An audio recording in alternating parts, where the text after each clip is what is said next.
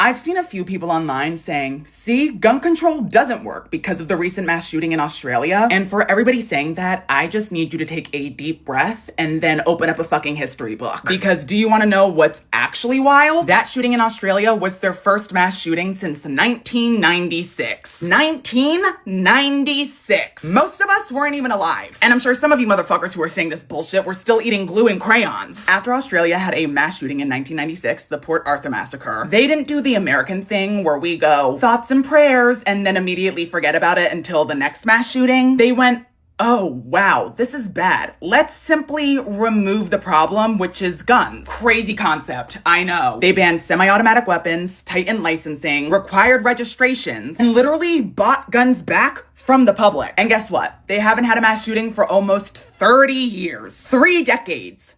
30 years. So when Americans go, see, gun control doesn't work because Australia just had a mass shooting, that's not an argument. That's you sounding fucking stupid. That's like saying seatbelts don't work because one person died in a car crash who was wearing a seatbelt. So that's not how statistics or reality functions. In the US, we've had more mass shootings than days in the calendar year. Australia had one after almost 30 years. And somehow the takeaway for some of you was gun control doesn't work. Bitch, be so fucking serious. Gun deaths dropped in Australia, gun homicides dropped, gun suicides dropped, and mass shootings basically vanished. So no, gun control didn't fail. It actually worked so well that when violence does happen, people are shocked. Not like how it is in the US where we see a mass shooting and we're like, well, it's just another fucking day. One tragedy does not erase decades of evidence. And if your response to a mass shooting is to defend weapons instead of human lives, that just shows your clear lack of education. So read a book or at least read a fucking chart, you dumbass.